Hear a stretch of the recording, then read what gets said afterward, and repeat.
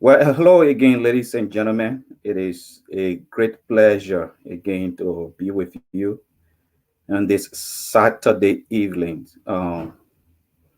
We always want to give God the praise and the glory for allowing us to be here and allowing us to enjoy the gift of life.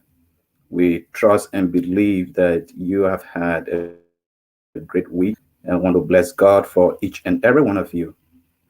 Again, this is the Action Require Media, and this is Let's Talk Liberia, and I'm Pastor J. Achibobi Wallo.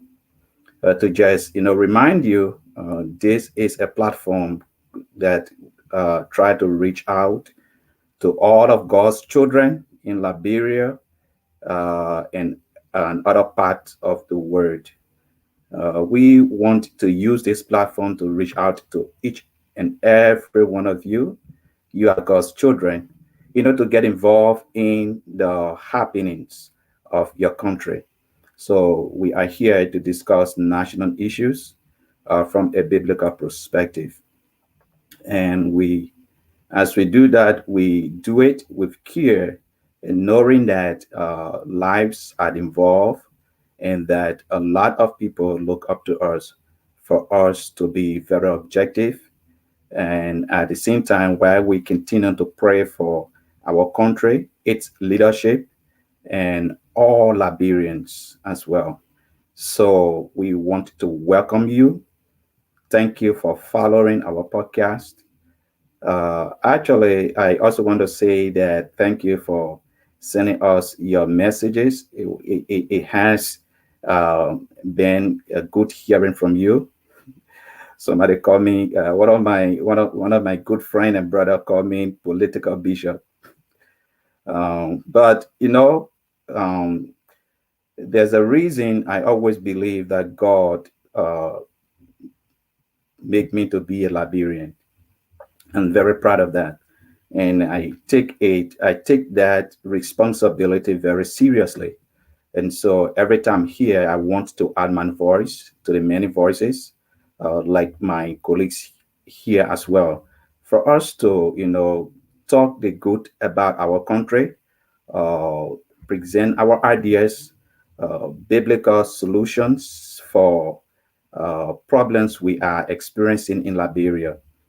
And so we are very, very happy and delighted to be here with you always.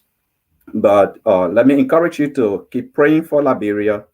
We are in a very serious times in our country history, and it will take all of us for us to continue to pray for our country.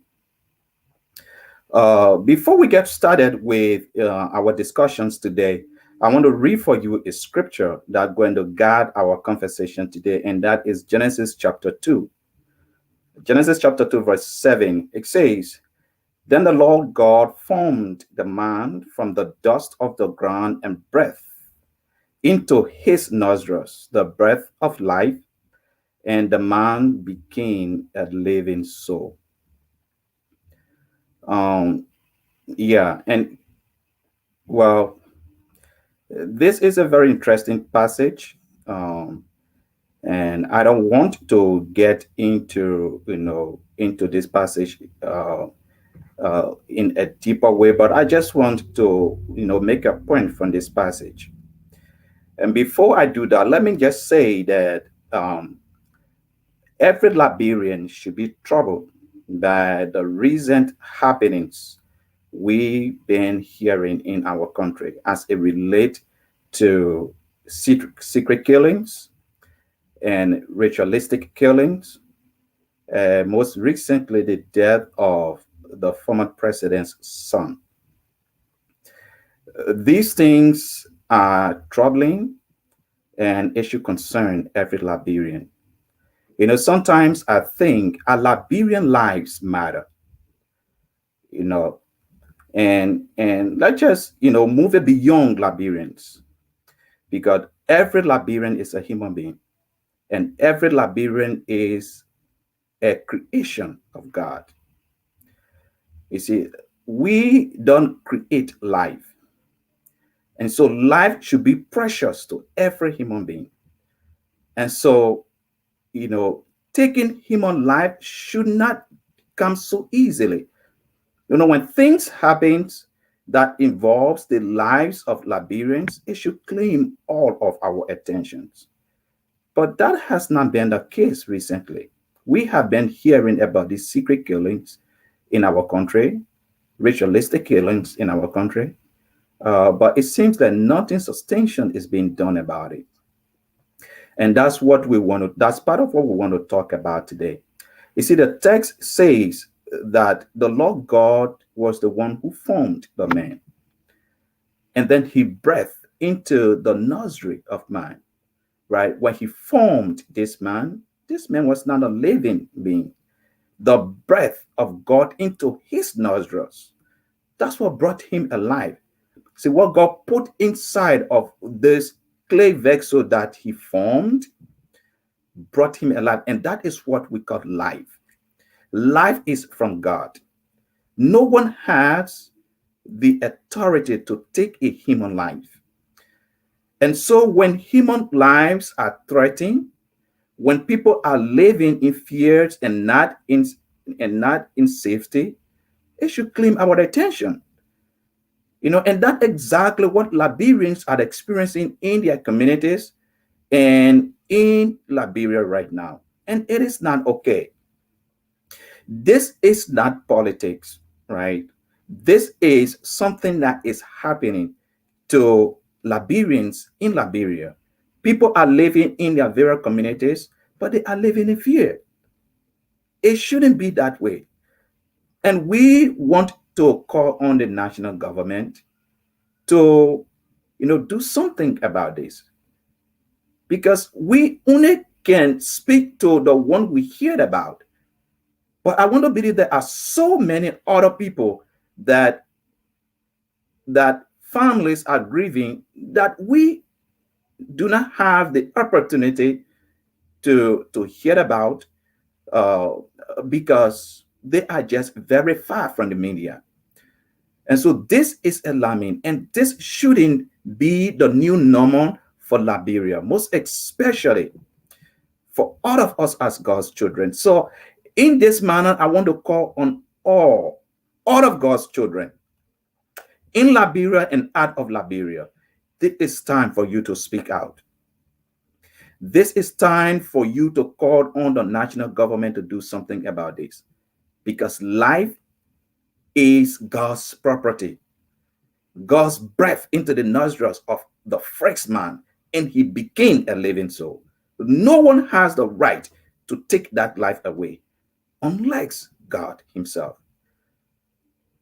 So these are troubling times, and we want to talk about these issues because we want to give it attention.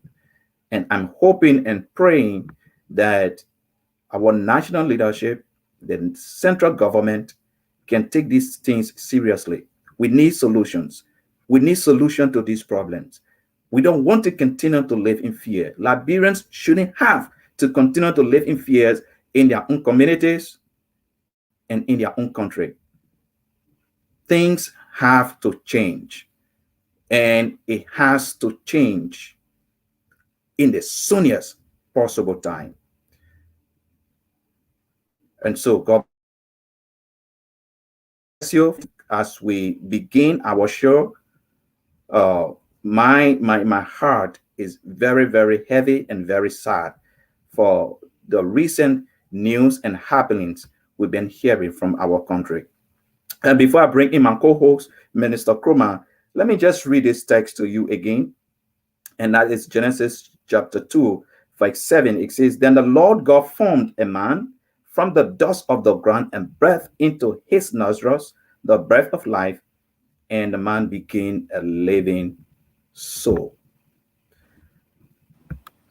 Mr. Kruma, God bless you. Thank you for being here. Uh, Tough times for our country. Yeah. A lot of things are happening in our country. You know, sometimes it makes me to wonder whether Liberian lives matter. You know, people died and we just move on. It seems like ritualistic killing, secret killings have become the new normal in our country. Those things are very unacceptable. What's your take on that?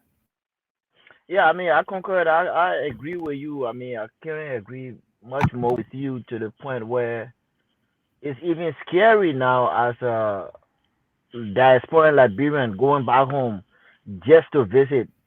There's a level of concern, security that one has to take into consideration just going back home to visit your country. Now I could understand, or I will understand years of civil war, but I think we've passed that stage of wanting to go back home in fear because rebels guns were all in the street. But now we have legit government. We have a democratically elected government. Then this killing is still continuous. What's the problem? What's the solution? And it's very alarming, when you think about it. And we will pray, but at the same time, something must be done about it. It is for us to put Something has to be before done. something needs to be done, and done hastily, because now we have this celebration that's coming up. I'm forgetting the title, where you have diasporan Liberians or so, or people from the diaspora that The is trying to go bicentennial back. celebration. Bicentennial good. Now you have all of these things that are pending, that are in the air. People are supposed to be visiting, and with this security that's going on, I mean, one has to really rethink if it's worth it. And it's what I'm glad that we are having this discussion. And let's see. We have to hold our government feet to the fire, that they have to do the right thing. And I'm very much as concerned. Apart from me Yeah. being just in the diaspora, I do have families that are in Liberia as well. So it's very concerning and alarming to me as well. Yeah. And that's why it should concern every Liberian, right? Whether you are Yeah. in Liberia or either you are in a diaspora, because we all have Mhm. families, like we have friends, right? We have associates. When we are hearing those things about our country, sometimes sometimes these things it sound easy when it has not hit home, When right? that happened to But you, we don't yeah. have to wait to experience it before we can speak out. If it happened to one Liberian, if it happened to one Liberian, It happens to one me. Yeah. Liberian is just too much. Mhm. You know, we have to Yeah. value human life, Minister Kuma. We I have to agree. put value on human life, right? Because life is something you cannot get back. It's a gift from God, Yeah. And what been happening recently, it's unacceptable in our society. We need a change. We need a drastic action from national government. They have to move swiftly, because if Liberians deserve anything, they deserve to live in peace. And national government should be responsible to protect lives and protect Liberian lives and Liberian property, Yeah. you know Yeah. and we have to be we have to be very, very proactive on that, and everybody need to get involved to make sure that these killings, what are ritualistic killings, these things end, because it doesn't speak well for our country, and it's not a best representation of who we are. We are good people. We are good people, and when good people keep quiet, that's what happens. But just in the last time I experienced these things in Liberia, you know, uh, it's been a while now, right? It's been a while. But the resurgence of these secret killings, you know, it should be condemned by every Liberian, and every Liberian supposed to stand up and call on national government, to do something about it. I'm still waiting, to hear the Liberian Council of Churches to speak out on these things.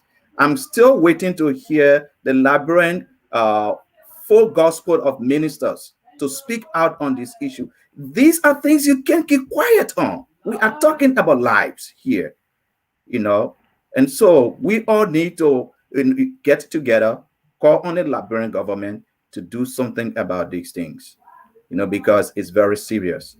We have to do it. Having said that, Let's bring in our guest today, and keep this thing off.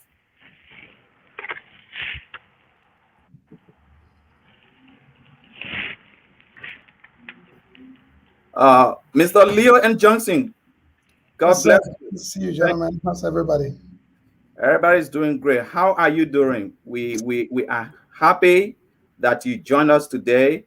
We look forward to the discussion. But before we get started, let me say that this is the Action Required Media platform, and this is Let's Talk Liberia.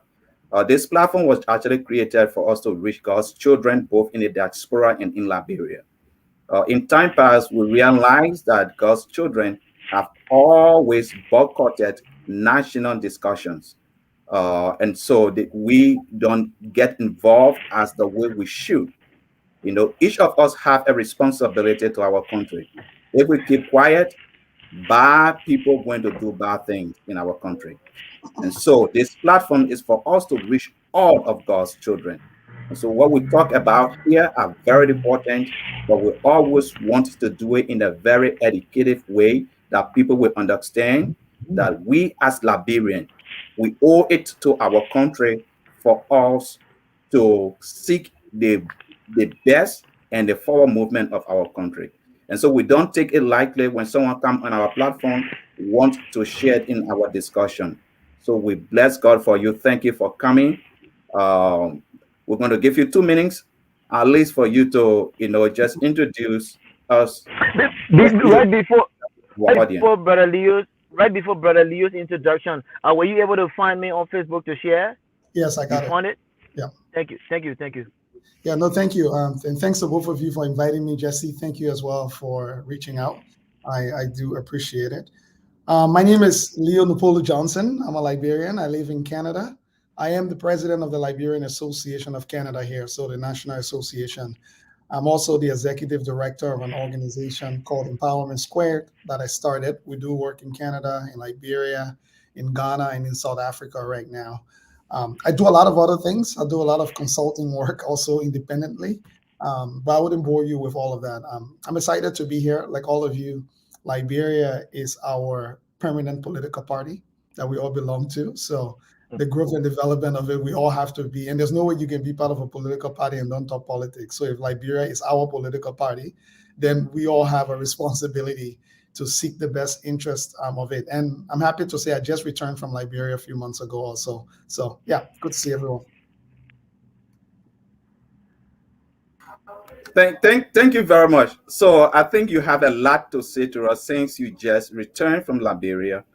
But let me ask you this: what has been your personal assessment as it relates to security in Liberia? Now, during your time in Liberia, how was security like? Because we are hearing a lot of things about uh, about security, about insecurities in Liberia, about people living in their communities, very frightened about things that are going on, ritualistic killings, secret killings. These things are going on, right? What was your personal assessment about security? So first of all, I'll begin by saying thanks to the people of Liberia that there is even still semblance of security. Because once you leave the urban areas, right, like Monrovia or so, we don't have the capacity. People forget that even the Liberian National Police, I don't even think they have a strength of more than up to 5,000 people. They don't. So Yeah. you have a population of 5 million people. You have a police force that's not even up to 5,000. I mean, no one needs to tell you that.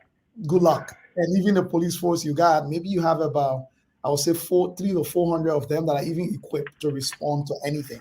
And, with the right equipment, the right form of transportation. The rest of the others, I mean, they're just on a daily hustle, like on their daily hustle and bustle, to the point where you have even police stations that have vehicles parked that they cannot put gas in it to get from place to place. So when I say thanks to the Liberian people, that's why I keep telling people in Liberia that we've neglected customary laws, which are actually legal in our country. So when you go to the countryside and things, the only thing that is holding some semblance of law and order in place are customary laws, right? The traditional people. That's the only reason why. And I will argue that most of the rural areas are actually more peaceful and even much safer in that sense than where you have the Agree. security presence right in Monrovia. Most of the stuff that's going on, majority of it is central. It's happening right under the noses of where we have all the security people center. So long story short, I would say security is a major problem in Liberia, and I think it's a tough game because somehow people think a government that runs a budget of $500 million with over 60% of it on recurring expenses is able to solve any problems. That's voodoo economics. The numbers do not make sense. So I think we need to focus where we want to put the conversation so that people can focus it there. But to answer your question directly, security remains a major problem in the Republic of Liberia. Neither the government nor the current security sector has the capacity to provide the type of security that is required for the citizens of Liberia. And so, Minister Kroma, before you come in, let me just put in this real quickly, right? So let's just go a little deeper. Why? So now, when you were in Liberia, you were based in Monrovia, right? Yes, I was based in Queens. Usually, when I go Liberia, sometimes I get a chance to go outside of Liberia. I've been to as far as Vonyama as well. But most of the time, most of my activities are central because of COVID too. Traveling across the country is very difficult, and depending on the time of the year you go. When I go during dry season, it's much easier. But when you go during rainy season, then obviously most of the roads are impossible to access. So from your personal observation, because I've been talking to a lot of people in Liberia, and who have told me that crime has exponentially increased in the city. So Um, here, from, yeah, from, from your observation, right? What do you think is responsible for this, though? I would say again the lack of security. Security is actually perception most of the time. If you see a well-equipped police force, if you see police patrols, you see that they have the equipment, they have the vehicles, they have the communication system. Even if they're not present there, your perception already is the police is equipped. If I try something, they may come after me. But many a times there are things going on. People will call police for hours. People will run to the police station. The police will be like, "You have to buy gas. We don't even have gas to follow you." And the police will be like, if the armed robbers with arms, we got to wait for the other unit that got guns because most of the police force don't even have weapons to begin with, right? So the question becomes is perception. So even the criminals are aware that we can take it, we can even actually overrun the police. The criminals know that they can do that. And the police are not going to put themselves in harm's way for how much? $100 a month? Or some people like $125 a month? You really think they're going to take themselves and put themselves in a place that they could potentially get killed for $100 salary a month, right? Or $125 salary a month? It just does not make any sense. So you see crimes escalating because the criminals know that the police does not have the capacity to match up with them. So why wouldn't it escalate? And also because people have nowhere to go and report it, right? If you know that if you reported a crime, the police has the ability to investigate it, get to the bottom of it, then you will give the public confidence that even if the police didn't show up, the police is able to investigate. Here we see it all the time. Robbery is happening here in the West, and the criminals get away. But guess what? The police eventually catch up with them. They are eventually apprehended, arrested, either jail or in prison or whatever that is. Yeah, but Minister Kroma, you were coming. I don't want to forget this. You Now, good, you good. yeah, I said though, I understand what you're saying, and I agree with you, right? But just recently, it was the same police department, in fact, the inspector general, who denied all of these acts that they were going on in Liberia. People from the various communities are crying wolf on these increased criminal activities, on these ritualistic killings, on these secret killings. But the same police department are denying that those things are happening. What is going on here? Yeah, I would say, unfortunately, I think that press conference was ill-advised press conference by Inspector General Patrick Sulu. Clearly, whoever is advising him, if I was him, should be fired. Or if I was even him, he should resign. I would say that because here's what happens. Regardless of whether there were false claims made or not, the little bit I know about what security people do, I'm not one of them, but the little that I know just watching and observing, when there is an allegation, you do not adjudicate it until an investigation is conclusive. So when people were making allegations that there were, ritualistic killings going on, and so whether they were true or they were lies, you don't know that for a fact yet. You are not investigated those claims. To come, instead of coming and giving people more confidence, even if those were just rumors, right, that people were spreading around. As a security man, I would have expected the inspector general would have shown up. The man showed up at the press conference with people wearing T-shirts. I expected the inspector general would have shown up with a show of force, with all his commanders, all his zona heads, all his depot heads behind him and saying that we are here to send a strong warning to anybody who feels you can take the security of the Liberian people for granted. We will come after you and take my word for it. And also send a strong warning to those who have been spreading false rumors. But those of you who are also on the other side to wreak fears in our community because there have been some false stories that people have created. We know that. But that does not take away from the fact that there are ritualistic killings going on. To say, those of you too who are using the situation and to spread rumors and lies, we are also coming after you. If you are caught, you will bear the full weight of the law. Look, Patrick Students, you have sent the message that as of this press conference that I'm giving, you will see an increased presence of police patrols in your neighborhoods. You will see an increased number of checkpoints after 6 p.m. around the city because we are coming after you and we're not rest. Instead, you come and tell us that nothing happening, so the police will relax, right? So even if nothing was happening and that was true, now something about to happen because the criminals know that the police themselves do not even take it seriously.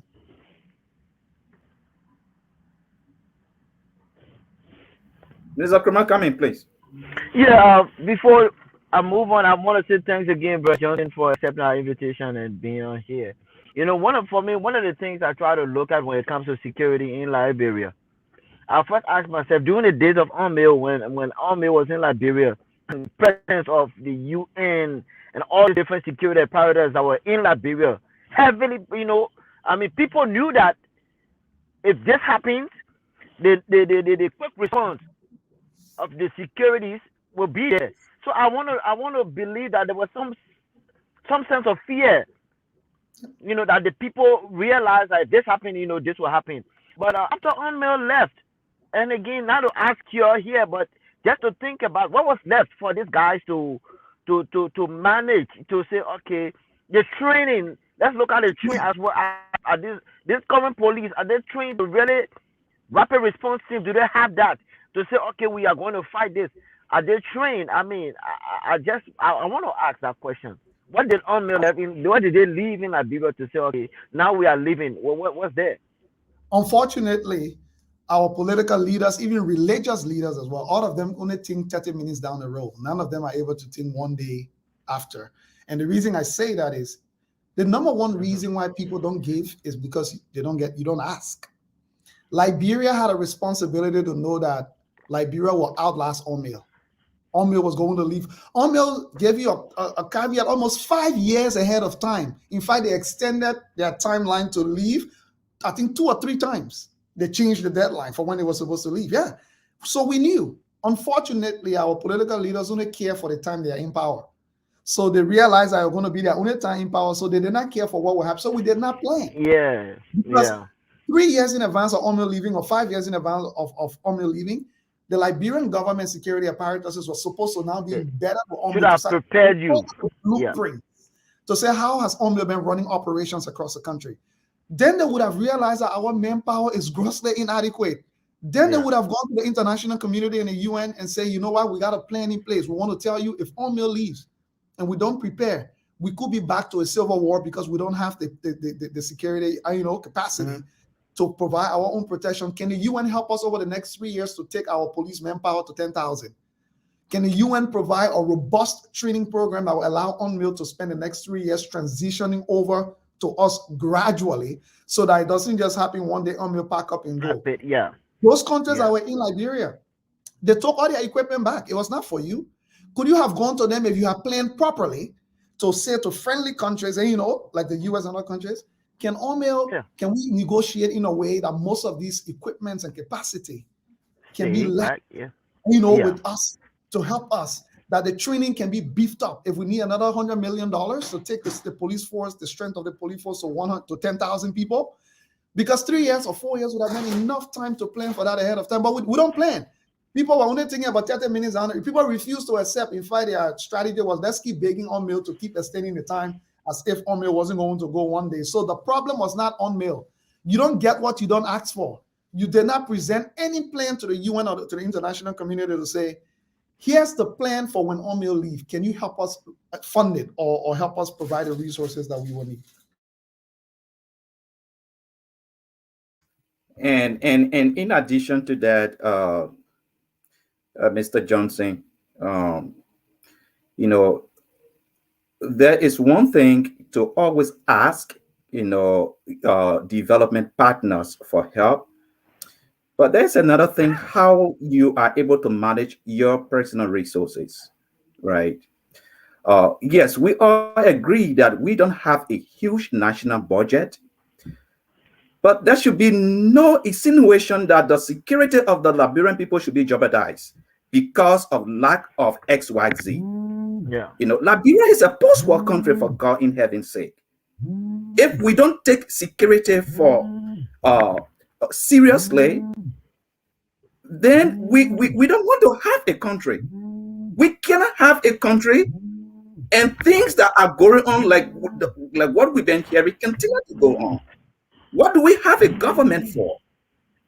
We shouldn't expect other people to come and do the work we ourselves supposed to do for ourselves. If this government cannot protect the Liberian people, let them get out of the way. Okay? There are capable, competent Liberians who can take charge of the country and provide security for Liberians. Okay, this is no politics. This is no politics, right? But let me ask you this question: what you think would be an appropriate role for the religious community, like the Council of Churches, the interfaith something they have, the interfaith something in Liberia. What should be an appropriate role for the religious community in Liberia at this time? And I'll tell you, the religious community is one of the biggest disappointment in the country, and I mean the religious communities across the board. You got governments and our people sitting now in the country, and our people are being exploited by people calling themselves religious leaders and pastors and bishops, and they back each other up. Right? Let me give you an example before I answer your question. Thomas Fala was anointed. Apparently, there was a message delivered from God that Thomas Fala was the next senator. God sent the keys of Monserrato County. This was not one or two or three renowned, religious leaders. They came together, public show of anointing Thomas Fala because they had received, number of religions received this stuff from God. And we know what happened. The rest is actually history. But guess what? Have you heard any religious leader, even the Council of Churches, condemn these people? That this is blasphemy. This is nonsense, right? Number two, President Weah can't talk to the country, but every Sunday he mounts the pulpit to hit at his critics, desecrating the altar of God. Have you heard any religious leader say, President Weah, you are not a pastor? You were never ordained anywhere, neither did you become a. But every Sunday you desecrate the altar of God. And some of these big bishops and religious leaders actually go there and sit under the sound of his voice. He stands in the pulpit, insults his opponents, and use all kinds. It's not okay. But let me say to you, the role of the religious leaders. I'm describing this to you because how can they have a role? When they're already you can only have a role of the fray. The reason why the late Bishop Michael Pakada Francis' voice was so powerful is because he was above the fray. And because he was above the fray, he could look Charles Taylor in his face and tell him what he wanted. And even Charles Taylor was fearful because Charles Taylor was like, what a man depending on. And that he can speak the truth to my face without fear nor favor. And Pakada Francis did not have security. Bishop Michael Francis, ever saw security body. He used to drive on small little Toyota. That's why he used to drive around the town with. And Charles Taylor had a free reign those days, and to order the execution of people secretly. But he never won the attempt because Bishop Francis was above the fray. So whenever he spoke, people know there was not one word of lie or deceit in that. So it was taken seriously, not just by people in Liberia, but even people. When Bishop called for, those days when Bishop Pakala Francis called for sanctions against the government will get sanctions.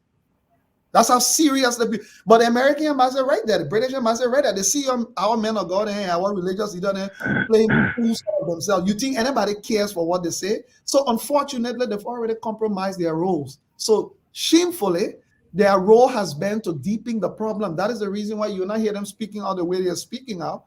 Unfortunately, because they are also part and parcel, they are benefiting from the corruption, from the destruction and the insecurity of our people. So our people now got to go to 40 days now, 40 days fast and prayer for God to protect them, so nobody can protect them, and then they pay more offering and tithe to the pastors and the bishops. So they're benefiting from the business as well.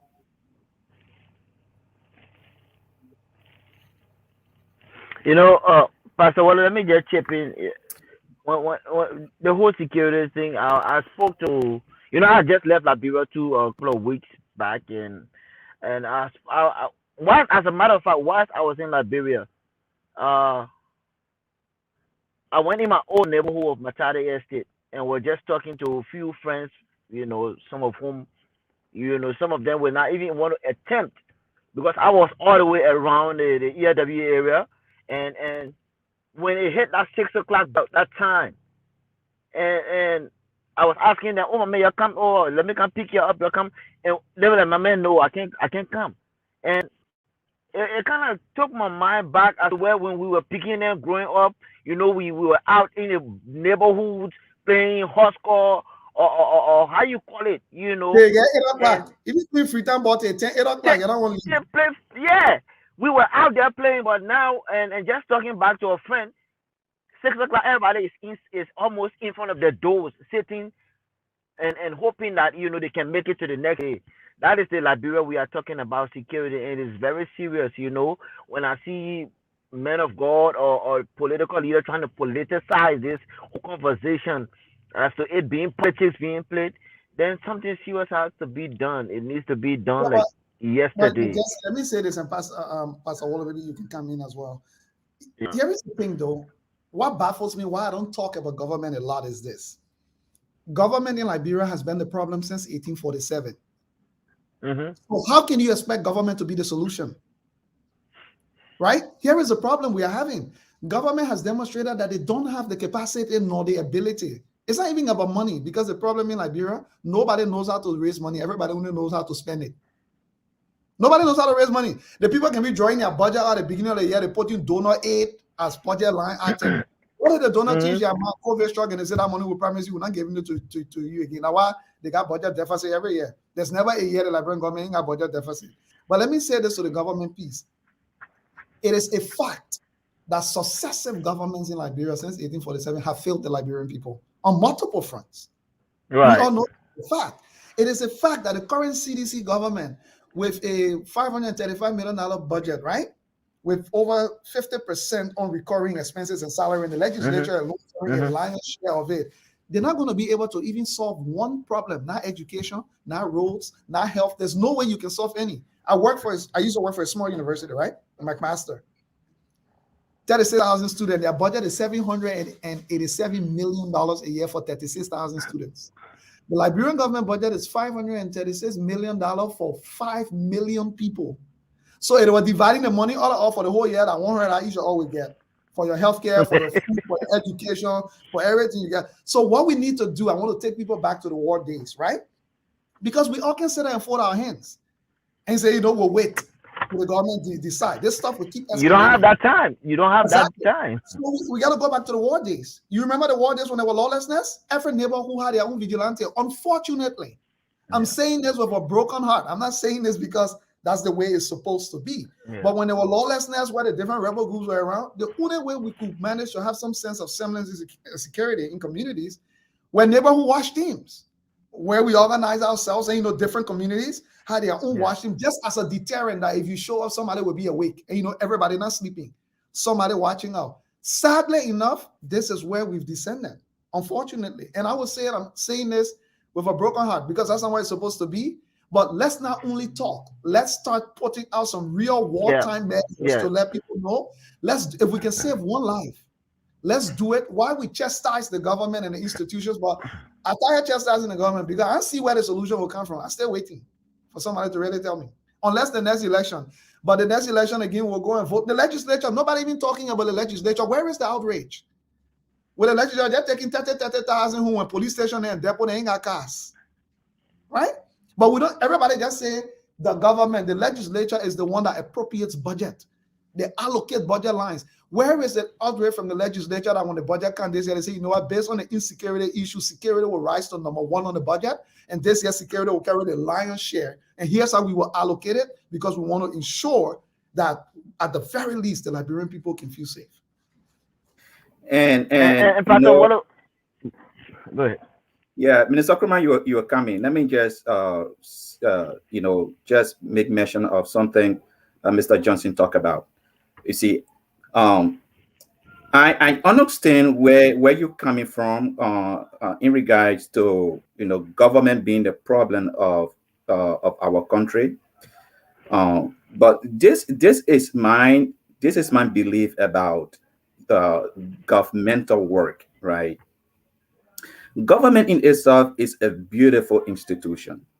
In fact, the Bible says that God instituted governments, right? Government is God's idea. It's not human's ideas. Government is God's idea, and God intended that the nations of the earth be governed by this beautiful idea. The problem we have are the people that are in the government. If you have good people in government, you will get a good government. If you have bad people in government, you will get bad government. The people represent what they do in the government. The idea itself is not bad, right? But we allow bad people to get in our government. And that is one of the reasons we established this platform. And I'm saying that because of what you just talked about, Mr. Johnson.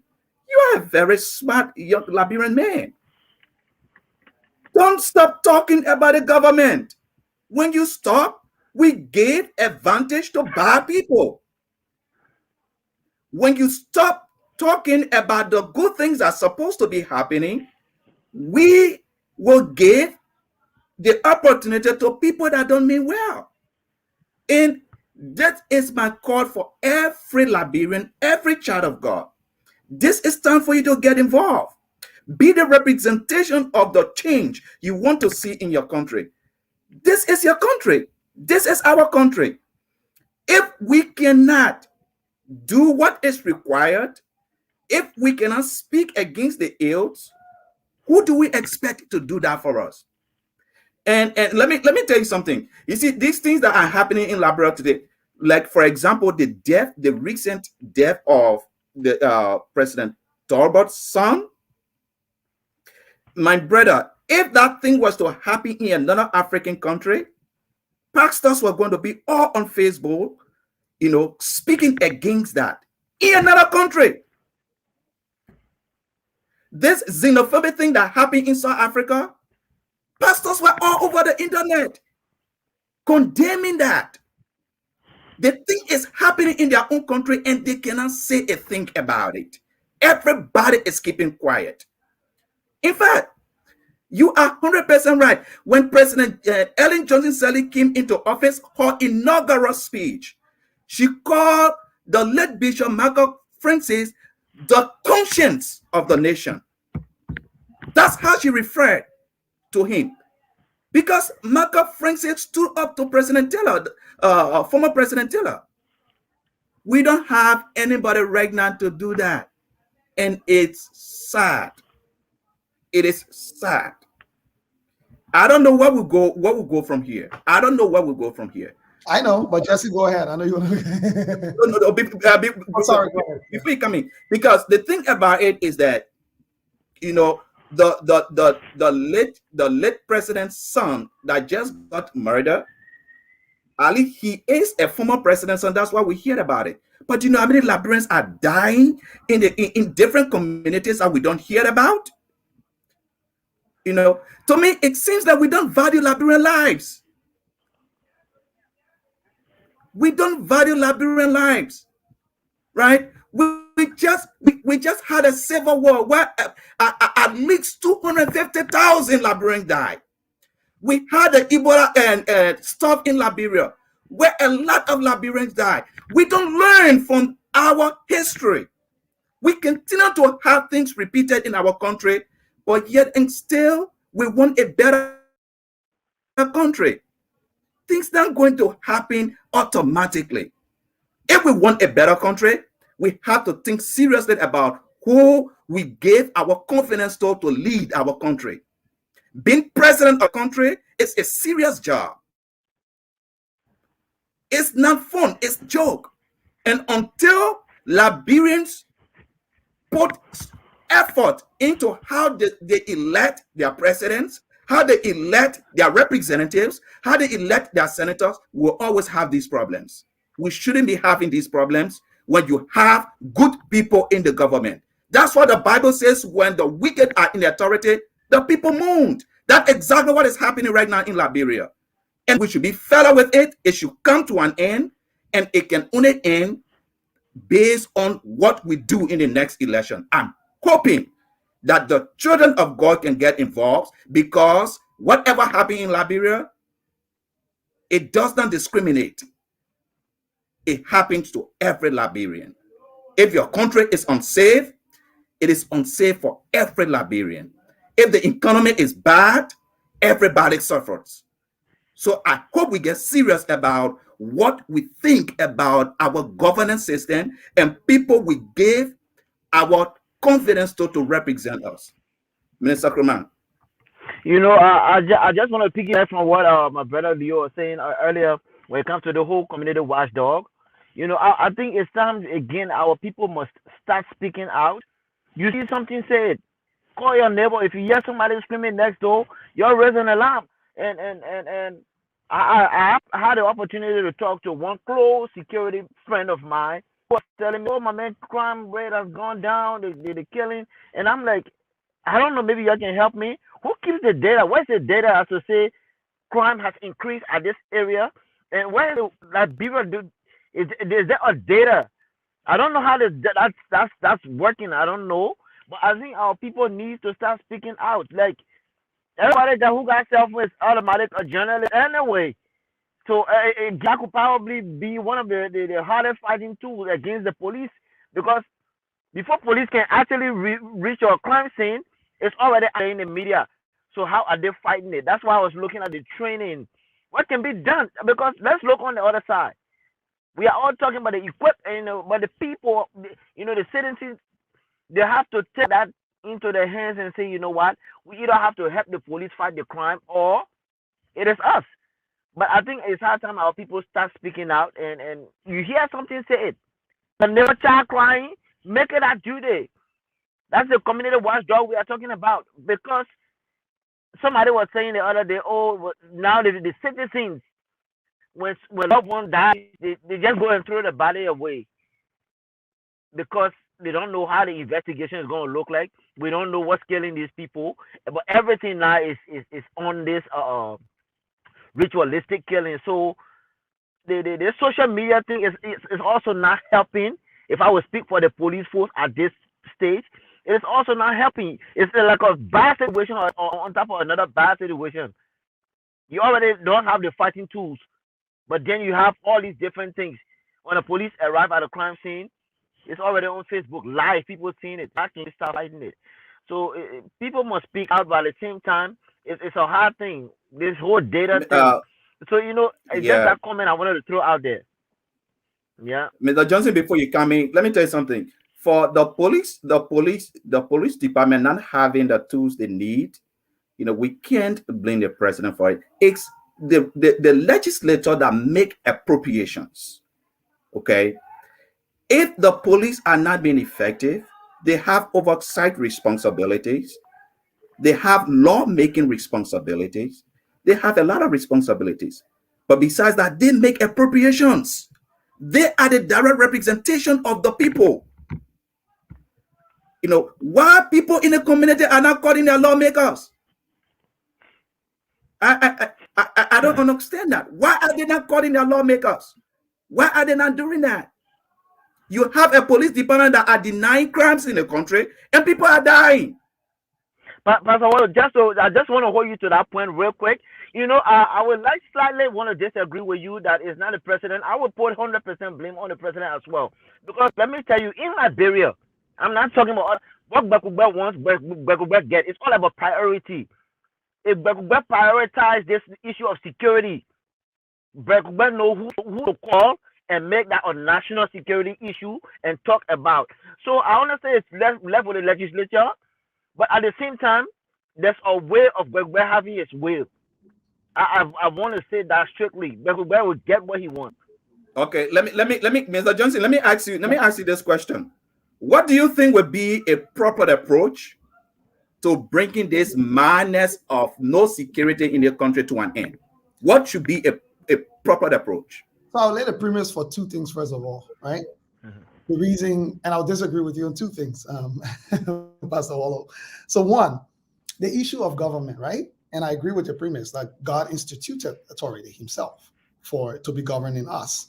Except that it is only good and great institutions that attract great people.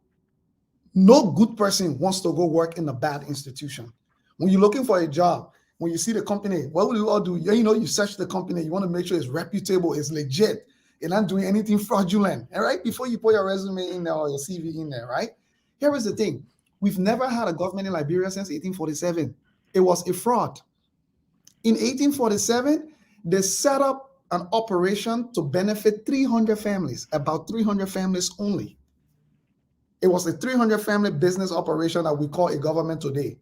In that constitution that they set up, do you know that women never had the right to vote? Women never had the right to vote. Also, at some point, they included that you had to be property owner with a land deed to be able to vote. So what happened? All the indigenous people could not vote because our way of property ownership was not by land deed in the interior. And it was by what the town chiefs say, people farm on their land, whatever they do.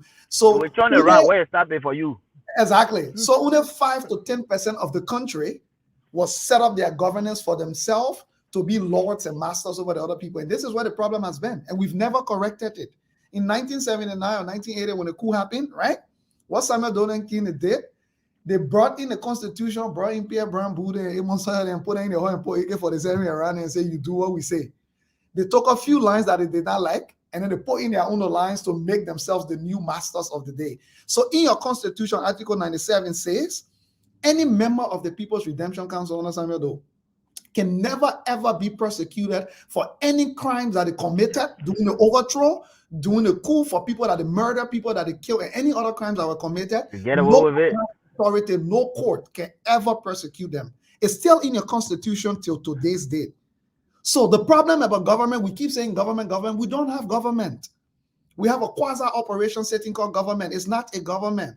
It's a chronic system we got sitting and running, a fraudulent system that we all saying the government, the constitution today that you read, justice in Liberia is too expensive. Only 10% of the population can afford it. You think the old man in Zogowi, if a crime was committed, you think she got the money to hire a lawyer to go to court to go and defend her? The Oman real market are selling her hello, pepper, or whatever. You think she has? So what people do, people that take what they can do in their hand because they can't afford it. But let me answer your question directly. That is the reason why I say talking about government will not solve it. What we need to be talking about is to be protesting against the fact that our entire constitution needs to be changed. The whole constitution, not even amendments. Because the constitution was written on the premise of protecting 10% of the population. Very few. And not the rest of the population. So how can you amend that kind of constitution? There's no amendment to be made. You need to change the whole constitution to be reflective of 100% of the population. Do you know our constitution says that we have a dual legal system? We have the official justice system, and where you go to court and blah, blah, blah. The constitution also says the traditional system is legal. Sasewu, that law in Liberia.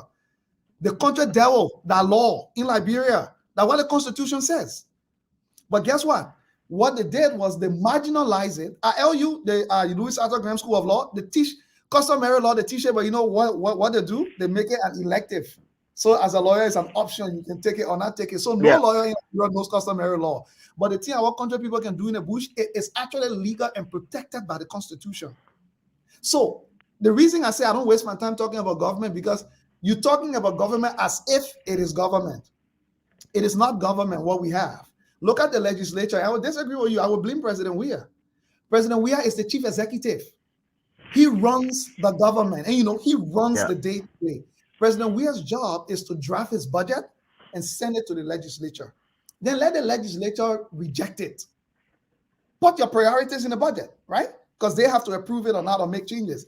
Let the Liberian people see that it was the legislature that denied resources to the security sector, and to do what it's supposed to do. Most of the time, President, we are saying a budget, they don't change much about it. They just approve it. As long as the legislature gets what they want to be inside, they can just go ahead and actually sign it off. But what needs to be done, I will tell you today, it's like somebody gave you 100 apples and said, please make me apple juice.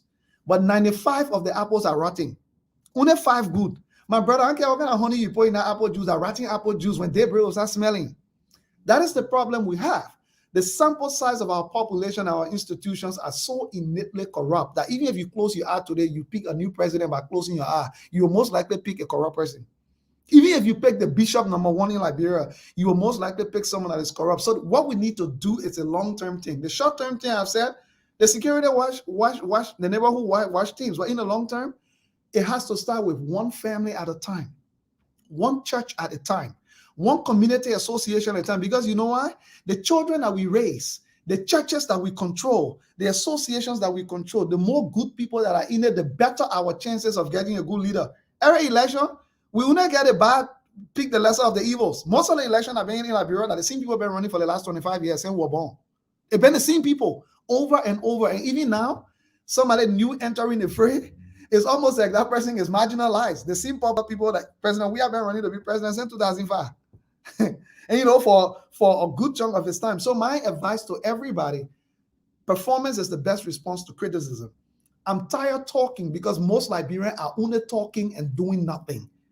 We need to start identifying the people in the country who are the ones making the country to still look good, even of all the corruption. There are young people in their neighborhoods. They got no support. They can't even find $100. They are spending their own resources, beating the odds to make things happen. We don't talk about them. We've isolated them. We're making government more popular when it is useless. So I spend my energy on bringing light to those people in communities and, young people, even some pastors that are doing great jobs. Bring them to the forefront. Let's start to rally our support and our attention. I agree, let's criticize, but let's also talk about the people who are making the country still look good. Let's not ignore them and only talk about government.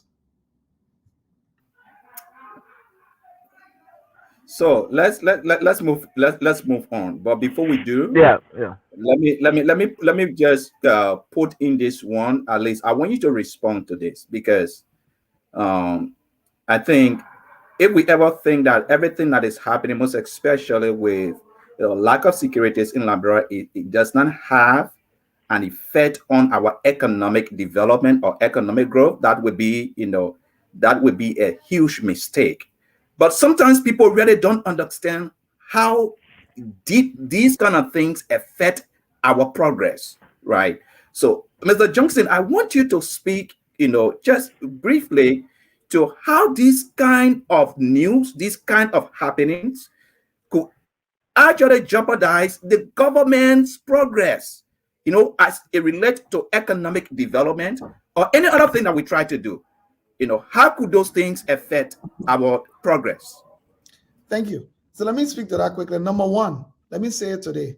Liberia does not have the fundamentals in place for any foreign investor, serious foreign investor, to come to the country. So that means the only people, our only chance of investors are Liberians going to invest in their country. Let me tell you today, because to put those fundamentals in place, Liberians will have to lay that foundation. It is what attracts foreign investors. So when you have Liberians being alarmed about the security situation in the country, you know what happened? Liberians will be the one when somebody say, you go invest abroad, the rich or lesser killing are going in our country, and I'm going there. What do you think a foreigner would think when a Liberian who knows the lay of the land, who was born there, who got their family, tell you, say, no, I can't put my money there? You think a foreign investor will come? Because let me tell you today, if Toyota wants to go to Liberia, it's not possible. You don't have the skilled labor force for Toyota to build a car producing plant in Monrovia. You don't have the skill. So Liberians will have to be the first group of people to start investing and, laying those foundations, training and smart training and all that stuff for foreign companies to now say, you know what, we can go in because we can build a car plant in Liberia. The skilled labor force will be there. Liberians are the only person that can do it. So people keep saying, oh, Liberian people, nobody might worry about what Liberians say, man, in the diaspora, they can just gossip. Trust me, foreign investors will take their cue and they're cues from Liberians in the diaspora. In fact, when a Right, foreign investor right. wants to go to Liberia to invest, the first thing they do in their network, they start to look around. Who do I know is a Liberian that I Yeah. can ask some questions? I get those calls every day. And the kind of analysis that person will get from a Liberian, they'll be like, you know what? Maybe not now. Maybe we should wait and see how they say. So you'll be making a big mistake. The insecurity in Liberia, if Liberians in the diaspora continue to feel not just insecure, but continue to watch what is going on and continue to be dissatisfied by the situation, I promise you got an uphill battle. Even in the US, when you come and lobby US Congress people, right? To go to Liberia, you know what will happen? If a Liberian in New York pick up their phone and call their congressman office and say, I'm a Liberian, I'm calling you because the ritualistic killings in Liberia, we need you to help. It's done. It's not happening. If they're about to do anything, they will not do it. I want the Liberian government doesn't understand why the US not responding with all the lobbying thing they're doing.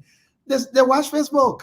They hear like they're very influential Yeah. Liberians in the diaspora that are saying these things. And they hear, you know, go to Liberia, so keep waiting for investors. They're not coming, not under these circumstances.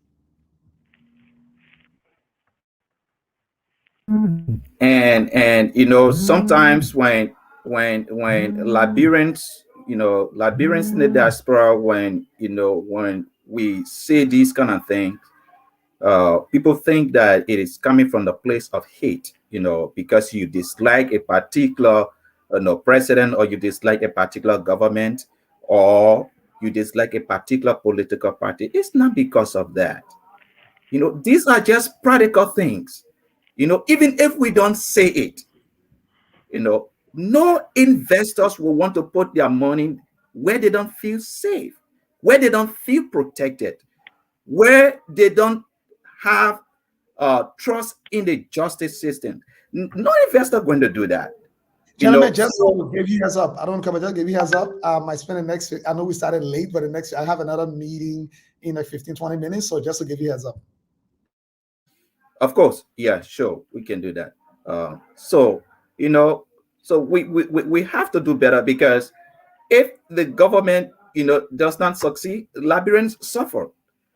You know, Liberians suffer. Liberian lives are on the line. You know, if the economy is not productive, if things are not improving, you know, people's lives are on the line here. You know, so we need to do better. We need to do better, and we we we want to call on the national government, please, please. Liberians are looking up to you. You have to arrest this situation that is going on. Too many people are dying. Too many of our friends, our families, too many of our young men, young women are dying. You have to arrest this situation, please. Mr. Kramer coming. Yeah, I just want to say thanks. Right before we take leave of Brother Leo here, Pastor Wallow, if I don't know what's on your agenda, but before you take leave, I want you to please speak on your that project, that library project, if you will. I want you to just use at least few minutes to just talk on it, because it's something that I read on, and I must congratulate you for your what you are doing in Liberia. I saw it and I couldn't. I don't know. You guys have already breaking grounds.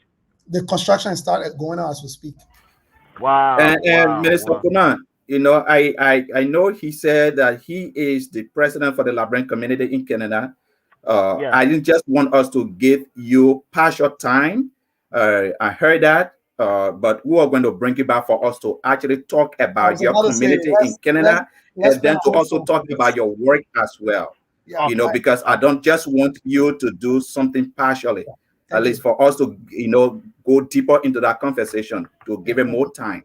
Yeah, You no, know, thank you. So that's Okay. why I didn't, yeah, I mean, I didn't talk about it. I can give a little gist of it, but like you said, we can plan a proper time to just talk about it. But yeah, the work we're doing in Liberia. So we are constructing a $2 million facility that will house the only public library in the country, a dedicated children's library, an indoor recreation center, a small business incubation center, and then we will be renovating the current Painesville Town Hall as well. So we'll be transforming the entire compound. This is a work that's been in the pipeline for a very long time, but Liberians only love these things when they pop up, right? We don't plan well. That's again part of my whole thing. So we spent about 5 years on the research for this project. We visited 13 out of the 15 political subdivisions. Our team visited 13 out of the 15 political subdivisions in the country, spoke to teachers, to students, to elders, up to President Sirleaf's office directly before we took the research, because we wanted to make sure it reflected what people said. And then we spent another 3 years to begin the fundraising. We were supposed to start the fundraising in 2014, and then Ebola hit. So we had to stop everything. And late 2015, we kicked off the fundraising. So I'm pleased to say the first building is under construction. The foundation of the first building should be finished by December, end of December. The foundation of the first building should be completed. That's why I just came back from. But again, we are anticipating to serve about 300,000 people immediately once the first building is actually up. I'm pleased to say the public library system in Canada here, the CEO and I traveled to Liberia in 2019 for the groundbreaking. They have agreed to serve as a sister library to the facility. So which means they are going to have their system online connected to the facility. So any resource you can access here in the library here in Canada, or digitally online, you'll be able to access it. All of their books, all of their research work, all of it will be like a branch of the library here. Beyond that, they are currently discussing the possibility of using this as an opportunity to create a national library system. So where you can build a second one, a smaller one, and then gradually start to increase it, but they're all interconnected. So that whatever you can get in one, you can get in any other branch of it as well, regardless of how small or how. But to your point, that's the work we're doing in Liberia. On top of that, on the small business incubation side, 70% of the Liberian economy is not accounted for. The real Liberian economy are not those Lebanese stores and stuff that you see in supermarkets you go to. That Rela Market, that Douala, that Waterside. About 30 to 40,000 people transact business in Rela every day.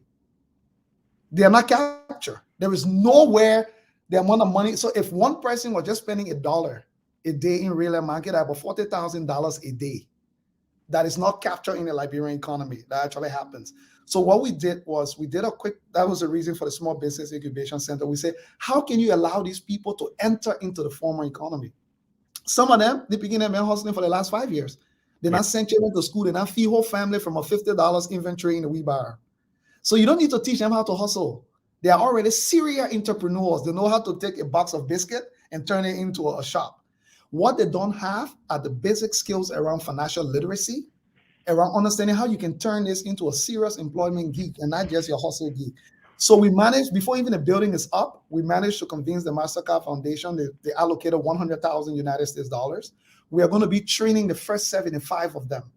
So they'll be in 6 months of training to just understand. We're not teaching them how to be business people. They know that. We're just training them to say, how can you turn this hustle into an income generation where you have a salary every month? If you're salaried at $300 every month, structure the business in a way where it can pay you for your time that you can go sell every month. The principle can be different. Once they complete the training, each of them will get a mobile phone with customized apps on it for them to start learning inventory and banking. Instead of you putting the money under your mattress every day, how do you get a bank account? But these simple apps will say, at the end of the day, if you sold 10 bread today, you just put 10 bread in the app, you show how much money coming, you hit enter, it will run it for you and tell you if you made a loss or a profit, calculating your wages and all of the things you need to pay yourself. Once they complete the training, also each of them will have access to 500 United States dollars as a small grant. Because you can teach them all these skills, then you expect them to go back to their $50 you equip them. So imagine someone who have an inventory of $100 goods, right? Gets $500 boost. Immediately, they're 300 times 300% greater than what they had. But now they have the tools to how to turn that money and structure it around. But beyond that, guess what? All of a sudden, they have a growth trajectory, and then each of them will be paired with a mentor in Liberia, a successful entrepreneur, where if they're having troubles, people that can check on them, people that can see how things are going, how things feeling.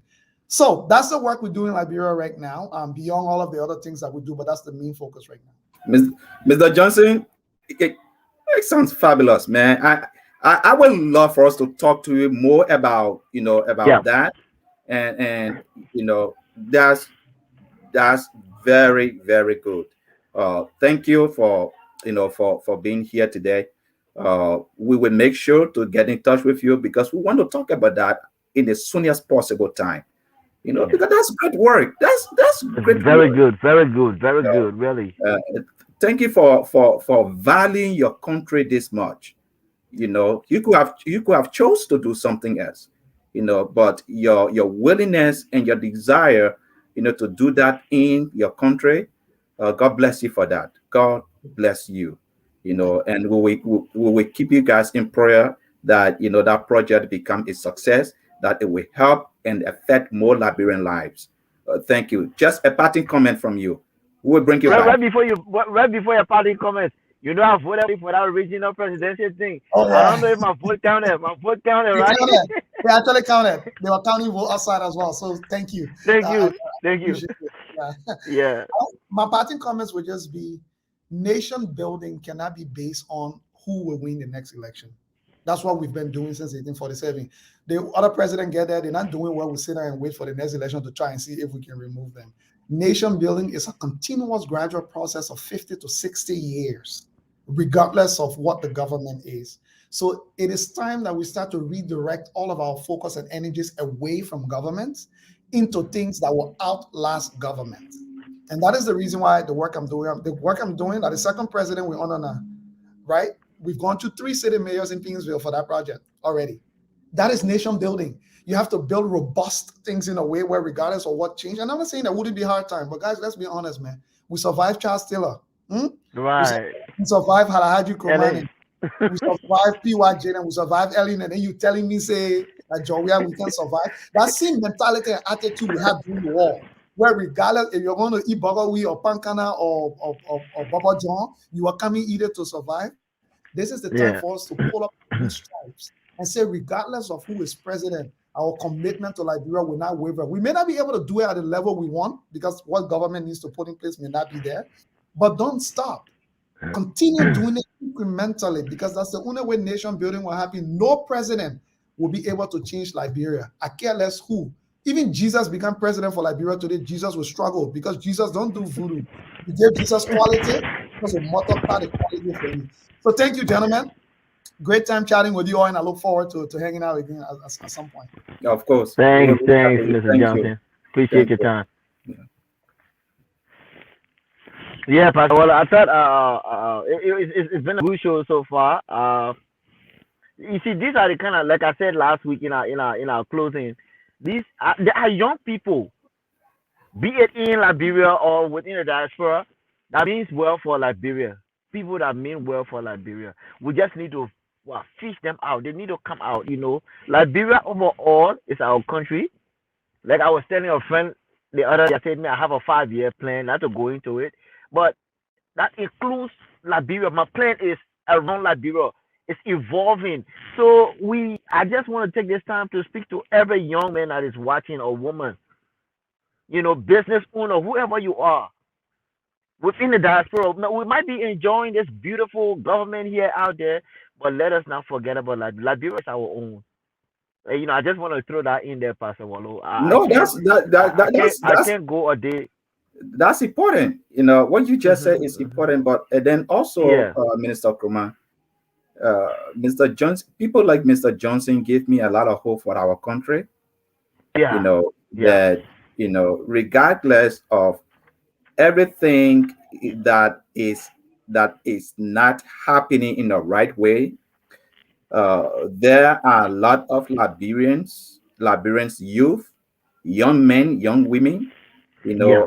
whether in the diaspora Yeah. or in Liberia, that are thinking so right about their country, and that gives me a lot of hope on what we can do Yeah. together, Liberians, for us to build our country.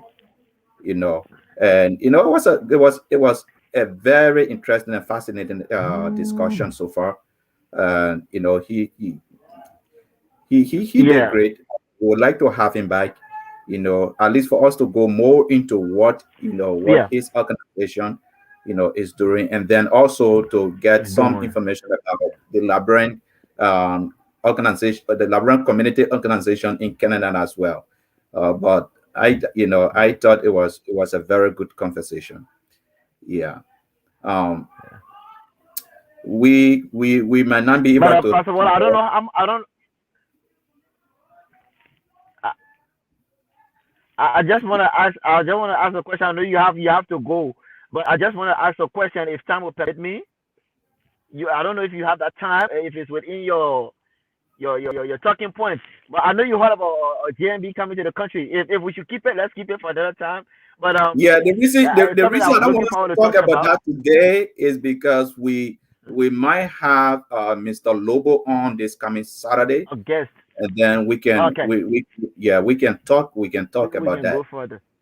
Yeah, he couldn't be here today because of a prior engagement, but he said he can take up time to be with us next Saturday, so we can have Mr. Lobo and we can talk about Okay, it. And then also we will try I to have Mr. I can't Sipe wait. as well for us to talk about this security thing. He's the security expert. I'm hoping that he will be with us Yes, as well on Saturday yes. for us to talk about the On security of Saturday. Okay, Liberia as well. I But agree. yeah, we look forward to having a good discussion next Saturday. And Brother Jesse, again, I want to say that Liberian lives Mm. matter. You Yes. know, we shouldn't be treating our people like they don't matter. Okay, every lives lost in Liberia is a huge loss to Liberia. It's a huge loss to Liberia, and it shouldn't have to be your relative. As long it is a Liberian, a human being, it should claim our attention. And again, the religious leaders, the Liberian Council of Churches, the Liberian Full Gospel of Ministers, you know, the, you know, all of the religious leaders, it is time for you people to come together, and talk to the national leadership. This thing has to stop. Okay, Yes. the killings have to stop. Like yesterday. The killings have to stop. And I hope that President Weah can visit the deepest part of his courage and talk to Liberians. Okay, this is getting too much. This cannot be the new normal. It has to stop, Minister Krumah. It has to stop. You know, that is all the time we have today. I agree. Just final word from you, and then we can close. Well, I just want to say thanks to our watching audience and you as well for covering this show for us as well. I just want to say this is Action Required Media where we entertain, we educate, and we empower our people. We bring information firsthand to you guys, and at the same time, we use scripture. We don't just talk on these issues of political, no, we want to come biblical. We want the Bible. That's why we also urge you guys to you can look at the Bible and see and read what it say about government and hold your government feet to the fire. That is by the way. But at the end of the day, we are Liberians first. We must take Liberia serious, like Pastor Wallo said. We have to start speaking out. You see something, let's try to reform this community watchdog. It was helping in the past. I want to believe. I don't know if it is being practiced now, but I think we should enforce it. Let us be our neighbor. Let us love our neighbors. Let us keep on looking for each other. If that's the word, let's try to look after each other. It's our well-being is all that we have. Let's put Liberia first, and I just want to say thank you for watching. Yeah. So before we close, I just want to again read this scripture. It's Genesis chapter 2, verse 7. It said, Then the Lord God formed man from the dust of the ground and breathed into his nostrils the breath of life, and man became a living being. God bless you. We pray and hope that you will have a wonderful service tomorrow. And may God bless your week. May He protect you and your families. Until we see you again next Saturday, stay blessed. Bye bye from our end. Thank you, Pastor Wallo. I enjoying the background there. I know it's good. It's good. It's a good happening in the background. I wish I could come around, but Yeah. I thank you. See you tomorrow. Have Okay. fun, man. Be All right. blessed. Thank Yes, you, sir. Pastor Wallo.